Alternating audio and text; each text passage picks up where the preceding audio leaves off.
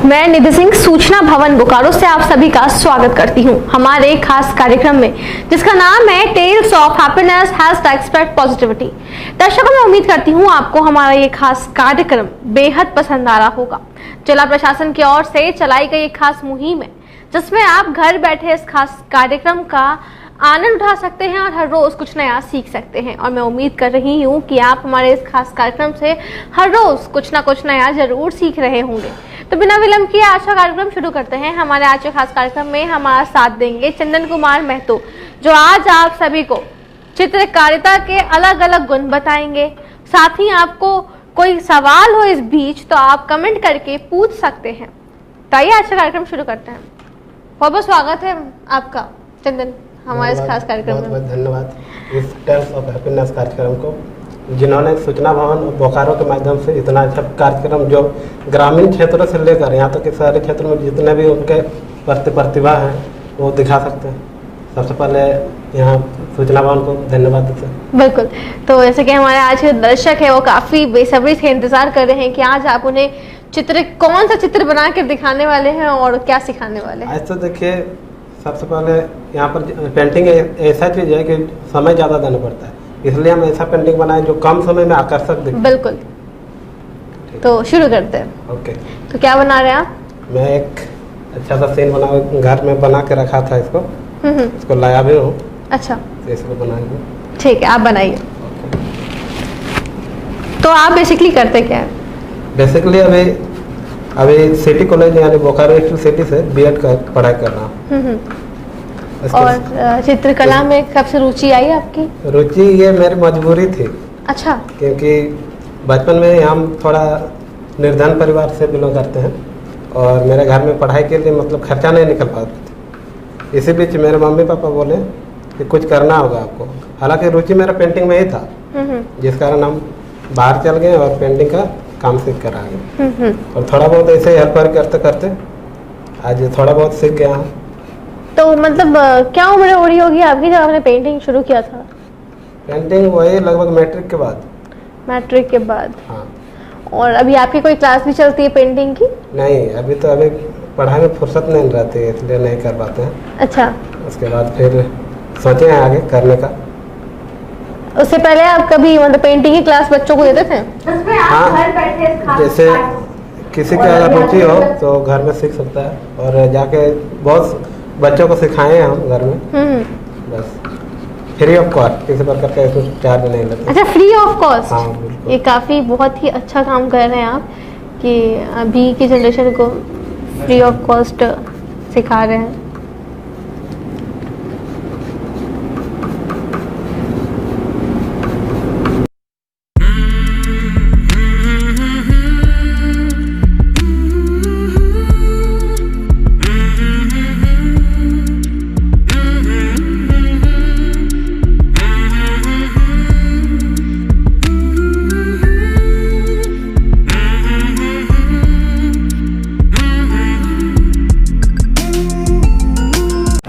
अरे वाह, आपने तो काफी जल्दी इसको वो कर लिया, पेंटिंग मतलब स्केच कर लिया, उसे रंग भर रहे उसमें। तो आपने कभी किसी सीखा है पेंटिंग या फिर अपने से? अपने से। तो मतलब कैसे देख के मतलब कैसे रुचि कैसे आई? रुचि देखिए, जब हम बचपन में पढ़ाई करते थे तो मेरे पापा सामने बैठते थे जी, और वो निरक्षर थे, लेकिन इतना ज्ञान था कि ये हाथी है, ये घोड़ा है, फोटो में देख के। तो वो बोलते थे आप लिख देने से नहीं होगा, इस फोटो को भी बनाना होगा यहाँ पर। तो इसलिए उसी टाइम मेरा रुचि हो गया कि नहीं, सही बोल रहे हैं। इनके साथ साथ फोटो में जो हम लिख रहे हैं देख के किताब से, उसका चित्र सहित बनाने से अच्छा होगा। उसी टाइम से हल्का हल्का रुचि होने लगा और चित्रकला में हमेशा हम फर्स्ट आने लगे अपने विद्यालय में।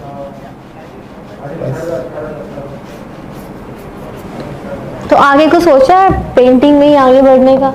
हाँ, बिल्कुल, मौका मिलेगा तो जरूर। पढ़ाई के साथ साथ इसको हमेशा रखेंगे क्योंकि ये मेरी रुचि है।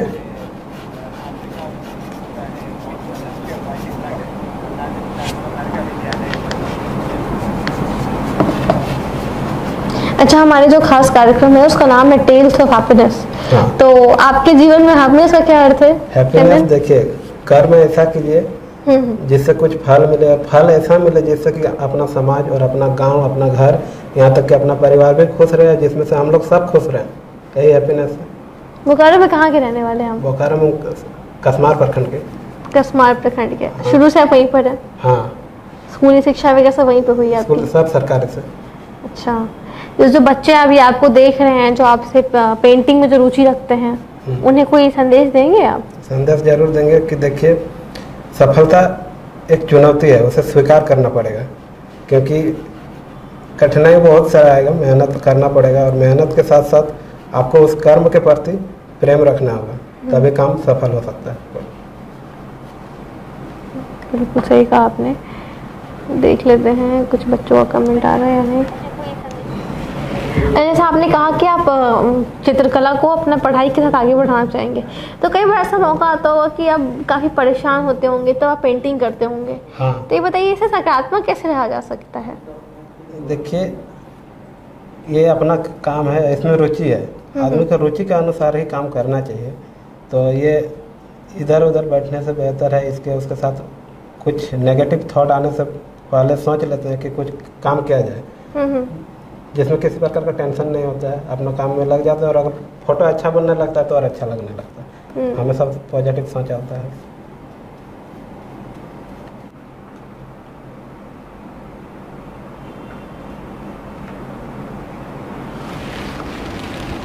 अच्छा, तो ये आपके माताजी और पिताजी हैं? ब्यूटीफुल। साथ में एक और पेंटिंग है, वो भी ऑयल पेंटिंग है? हाँ, ऑयल पेंट का है।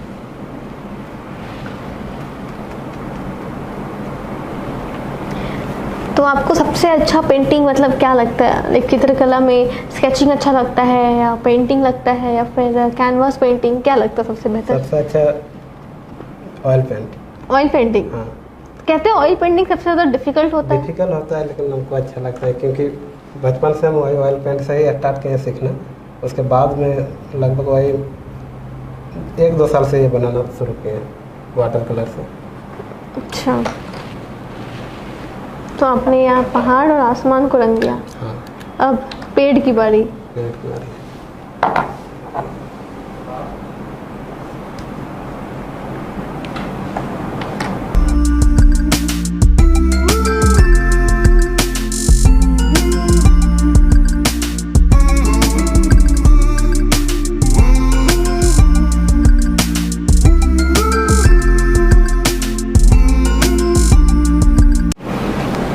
ठीक है, नदी, तालाब, सॉरी। जनरली आपने एक गांव का सीन दिया है। हाँ। कि कैसे वहाँ पे नदी होता है, पीछे पहाड़ होता है, जंगल होता है। जंगल नहीं, खेत कह सकते हैं, या बगीचा। इसे जंगल ही है। अच्छा, गांव में जंगल होता है? पता नहीं है। गांव में तो जंगल होता है। अच्छा।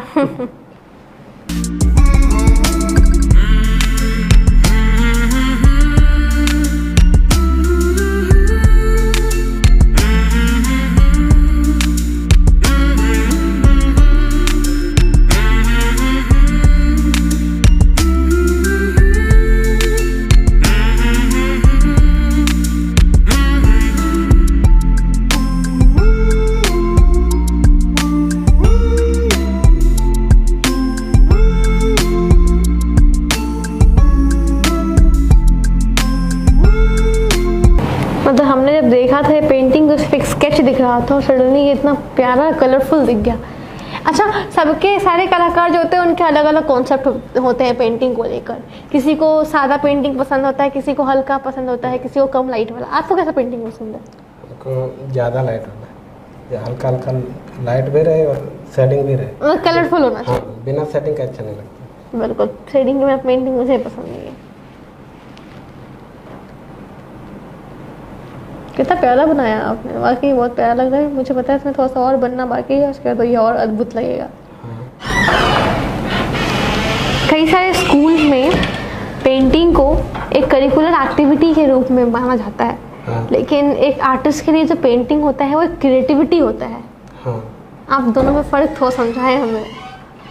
देखिए, स्कूल में जो मिलता है पेंटिंग बनाने के लिए, वो कोई टॉपिक विशेष पर होता है, और उसी का अगर हम लोग घर में बनाते हैं तो अपने थिंकिंग के आधार पर क्रिएटिविटी के अनुसार, और बनाने से पता चल जाता है कि हम किस तरह बनाएंगे कि अच्छा दिखे, और इस प्रकार अधिकतर अच्छा ही पेंटिंग बनता है अपने से बनाने से।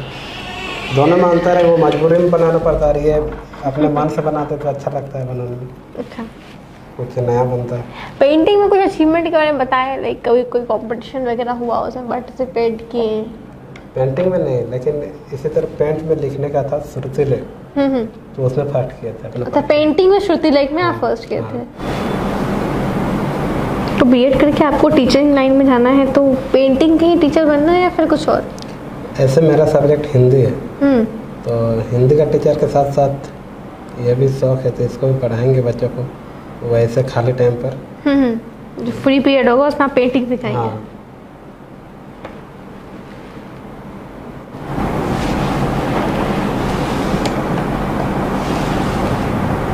लॉकडाउन का समय चल रहा है और अभी शायद कॉलेज स्कूल बंद है, तो समय आप कैसे व्यतीत कर रहे हैं घर पे अपना? यही पेंटिंग बना के। पेंटिंग? हाँ, पेंटिंग ही बना। जो आपने अपने माताजी और पिताजी का पेंटिंग बनाया, कितना समय लगा उसे बनाने में? उसमें बनाने में पूरा दिन लग गया था, दिन भर। पूरा दिन? हाँ। काफ़ी प्यारा है, मतलब बहुत जल्दी ही आपने बना दिया। कुछ लोगों को तो 2-3 दिन लगते हैं। बनाते थे, फिर मम्मी से जाकर पूछते थे कि आपके जैसा दिख रहे हैं, तो नहीं, फिर भी बोल रहे नहीं। उसके बाद पापा के पास जाते थे, वो भी बोलते थे नहीं मेरा जैसा नहीं दिख रहा है। तो फिर मैंने सोचा कि जब तक पूरा होगा नहीं, मेरे पापा जैसे नहीं दिखेगा, तब तक छोड़ने वाला नहीं। पेंटिंग वैसे की डेडिकेशन बहुत ज़रूरी है। हाँ।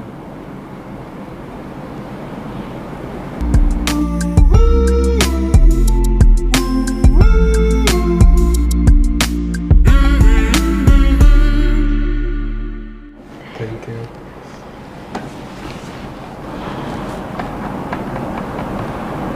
घर पे रह के किसी को सिखाया पेंटिंग, अपने घर वालों में से किसी को? घर वालों को प्रयास किया सिखाने का, लेकिन कोई सीख नहीं पाते हैं। अच्छा। करते हैं और फिर हार मान देते हैं, बोलते हैं हमसे नहीं होगा। अच्छा, रुचि नहीं होने के कारण ऐसा होता है? हाँ।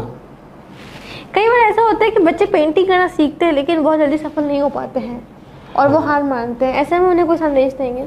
ऐसे में देखिए, सीखना जीवन भर की प्रक्रिया है जी। कोई पूरा सीख के कंप्लीट नहीं किया है तक कुछ भी। उसी में से हम भी अभी पूरा नहीं सीखे, कुछ हमको भी अभी इम्प्रूव करने की ज़रूरत है, मुझे ऐसा लगता है। इसलिए यही संदेश देना चाहेंगे कि हार नहीं मानना चाहिए, अगर लक्ष्य बनाते हैं तो उसको पूरा करना चाहिए, चाहे वो किसी भी विभाग में हो, शिक्षा के क्षेत्र में हो या पेंटिंग के क्षेत्र में हो या किसी भी काम के।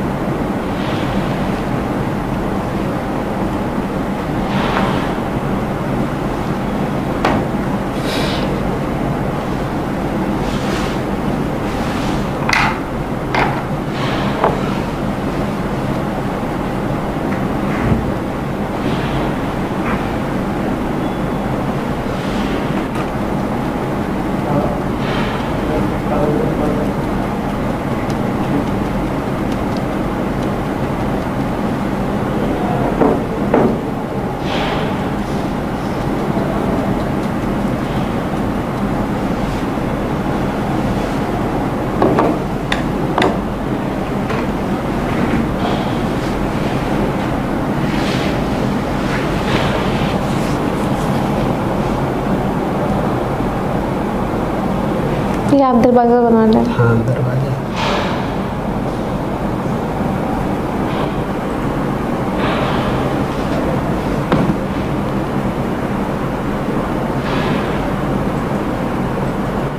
बिल्कुल।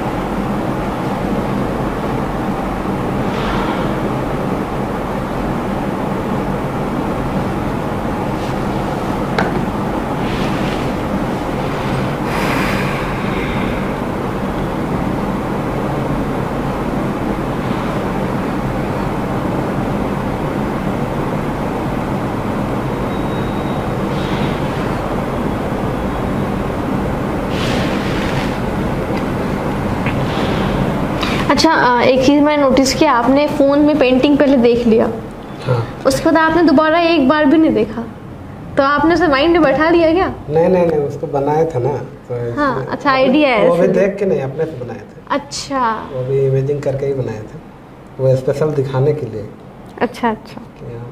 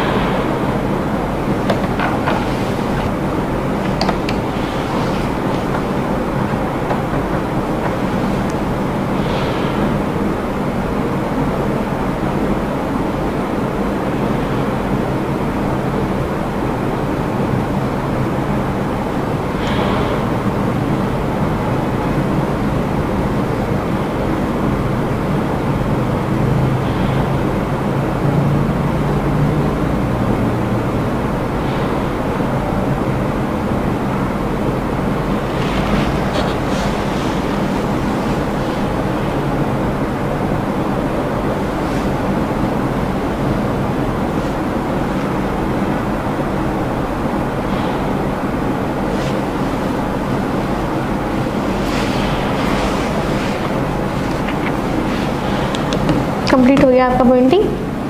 और थोड़ा सा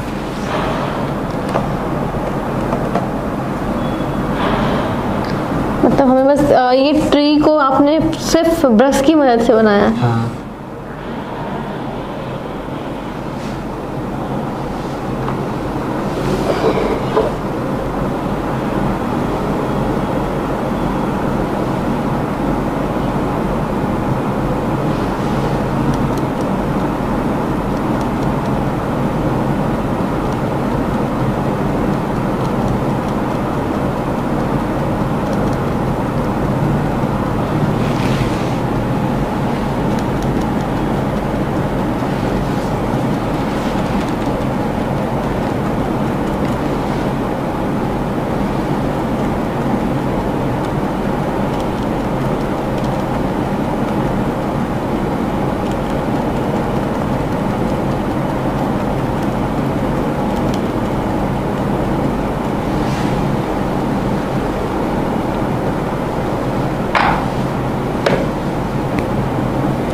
कहते हैं हम जो भी कार्य करते हैं उससे हमें कुछ ना कुछ एक मैसेज मिलता है। पेंटिंग करने से आपको क्या मैसेज मिलता है? पेशेंस का। पेशेंस। हाँ, इसे पेशेंस रखना ही पड़ेगा, बिल्कुल। संभव नहीं।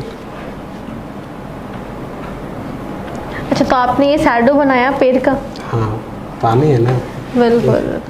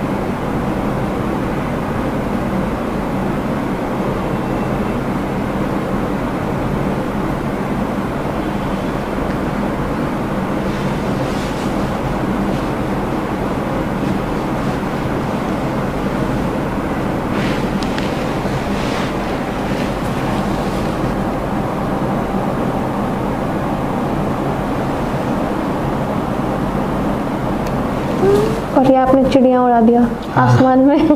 खाली खाली लग रहा है। बिल्कुल, और चिड़िया के बिना आसमान तो बिल्कुल अधूरा होता है। अधूरा होता है। इस प्रकार से कंप्लीट हो गया। एक बार मैं चाहूँगी कि आप एक बार ऐसे करके हॉरिजॉन्टल करके दिखा दें।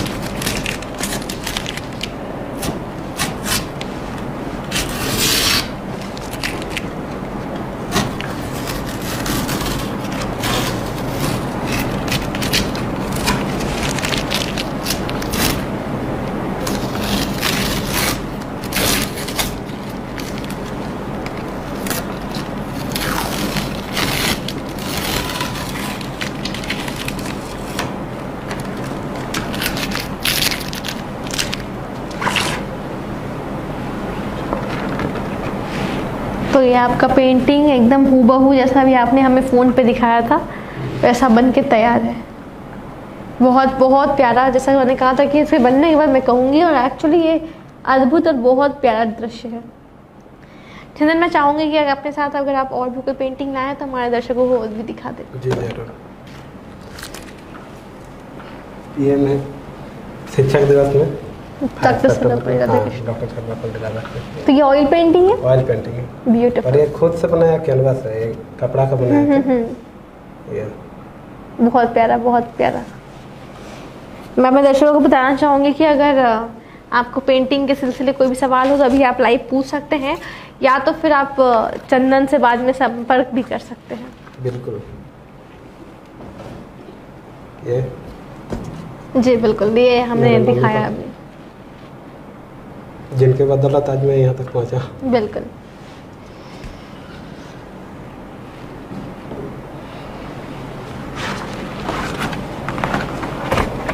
ये मेरे एक दोस्त हैं जिन्होंने बोला था मेरा स्केच बना देंगे पेंसिल से। पेंसिल का भी काम कर रहा हूँ। ऐसे घुमा दीजिए उस साइड, ऐसे दिखाइए। तो आपने ये स्केचिंग किया है? हाँ। अगला भी स्केचिंग है? ये मेरा ही था, लेकिन अपना चेहरा हम खुद नहीं बना पाते हैं। अच्छा। पूरा मैथ नहीं करता है, खुद को लगता है कि मैं हाँ बिल्कुल। ये मेरा दोस्त है।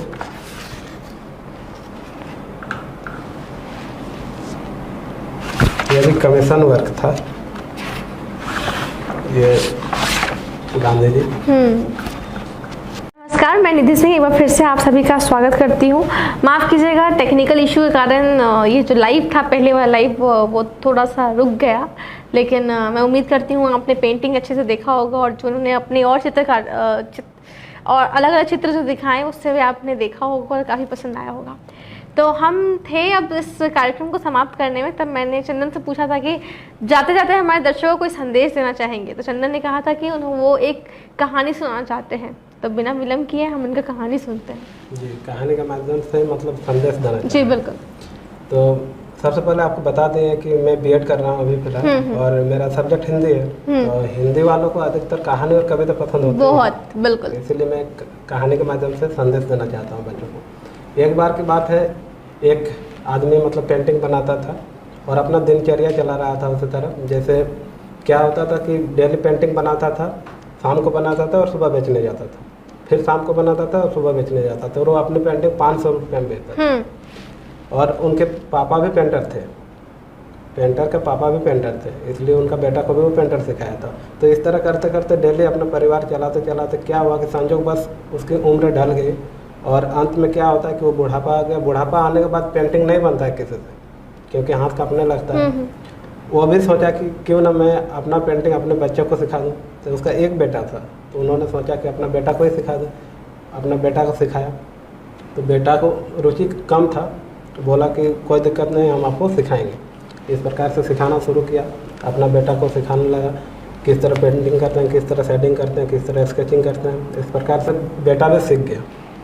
उसके बाद बेटा को बोला कि तुम अपना पेंटिंग बनाओ और बाजार में चले जाओ बेचने के लिए। मैं तो और नहीं जा पा रहा हूँ क्योंकि आपको अब परिवार चलाना है। बेटा पेंटिंग बनाया, बहुत मेहनत किया, पूरा दिन भर लगा दिया। उसके बाद सुबह जा रहा है बेचने के लिए, गया, बेटा अपनी पेंटिंग पहली बार 100 रुपया में बेच के आता। और बेटा फिर आके अपने पापा से बोलता है, पापा आप तो अपनी पेंटिंग 500 रुपये में बेचते थे, मैं अपनी पेंटिंग ओनली 100 रुपये में बेच के आया हूँ। तो इस तरह में परिवार कैसे चलेगा? और क्या मेरे पास कमी रह गया कि मैं 500 रुपये में नहीं बेच सकता हूँ? बिल्कुल। फिर गया बेचने के लिए, उसके लगभग 2-3 महीना लग गया। बोला कि अच्छे से तुम पहले सीखो, उसके बाद फिर बनाना। फिर सीखा, एक दिन फिर बेचने के लिए चल जाता है और बेच कर बाजार से आता है। तो उस टाइम 200 रुपये में बेचता है अपनी पेंटिंग। बेटा थोड़ा सा खुश था, ज़्यादा खुश नहीं था। आके फिर अपने पापा से बोलता है कि पापा अभी भी मेरे पास क्या कमी रह गई कि मैं अपनी पेंटिंग 500 रुपये में नहीं बेच पा रहा हूँ। फिर उनके पापा ने बताया, थोड़ा और इम्प्रूव किया अपनी पेंटिंग को। उसके बाद बेटा और पापा दोनों मिलकर बहुत ज़्यादा मेहनत करने लगे। इस प्रकार क्या होता है, पहले 100 रुपये में, फिर 200 रुपये में, फिर 300 रुपये, यहाँ तक कि 400 रुपये में पेंटिंग बेचा। 500 रुपये में अभी तक नहीं पहुँचा था। एक दिन क्या हुआ, बहुत लगन के साथ उनके पापा बैठ गए और बहुत ही ज़्यादा मेहनत की और बोले कि इस बार जाओ बेटा, तुम अच्छे से पेंटिंग को बनाना और बेचना। जाता है बाजार, तो पहली बार बेटा अपने पेंटिंग को 700 रुपये में बेचता है। बेटा बहुत खुश है जी।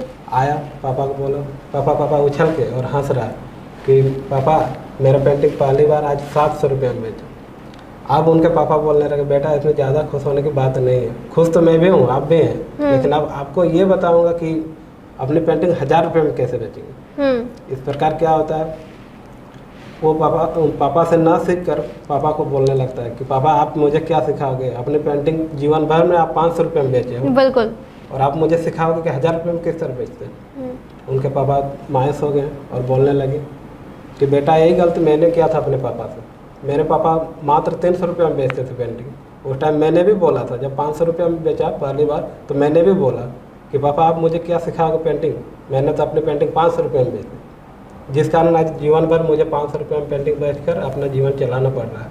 तो ठीक उसी प्रकार तुम भी अब आगे नहीं बढ़ सकता, क्योंकि पेंटिंग तुम सीखना बंद कर दिया। यहाँ जीवन की कोई भी कार्य को अगर हम सीखना बंद कर देंगे तो वहाँ पर हमारा प्रोग्रेस बंद हो जाता है। इस प्रकार से बच्चा सीखना बंद कर दिया, वो अपना घमंड में रह गया, 700 में पूरा जीवन भर बेचा। तो इसमें हम यही संदेश देना चाहेंगे इस कहानी के माध्यम से कि जिस तरह आप पहले बोल चुके थे कि पेंटिंग अगर कोई बच्चा सीखना चाहता है तो किस प्रकार सीखता है, तो निरंतर सीखने की प्रक्रिया निरंतर है, जीवन भर सीख सकते हैं। और इसलिए कभी हमें बंद नहीं करना चाहिए सीखना। अब बुढ़ापा आ जाए, कुछ भी हो जाए, लेकिन आपको बंद नहीं करना चाहिए सीखना। सिखाने का दौर आगे हमेशा बरकरार रखना चाहिए। हाँ, बिल्कुल। बहुत बहुत शुक्रिया चंदन आपका हमारे इस खास कार्यक्रम में जुड़ने के लिए। दर्शकों, आज हमारे खास कार्यक्रम में हमारे साथ ये एक चित्र अपने कलाकार से माफ़ कीजिएगा, आज हमारे खास कार्यक्रम में हमारे साथ ही चंदन कुमार महतो, जिन्होंने अपने चित्रकारिता से आज आप सभी को काफ़ी कुछ सिखाया, जिन्होंने वाटर पेंटिंग आज किया हमारे बीच और अपना कई सारा जो स्केच है वो भी हमें दिखाया आप सभी के बीच। तो आपको हमारा आज का खास कार्यक्रम कैसा लगा आप कमेंट करके ज़रूर बताएं। तब तक के लिए मुझे निधि सिंह को सूचना भवन बोकारो से दीजिए इजाज़त और आप सभी घर में रहें, सुरक्षित रहें। शुक्रिया।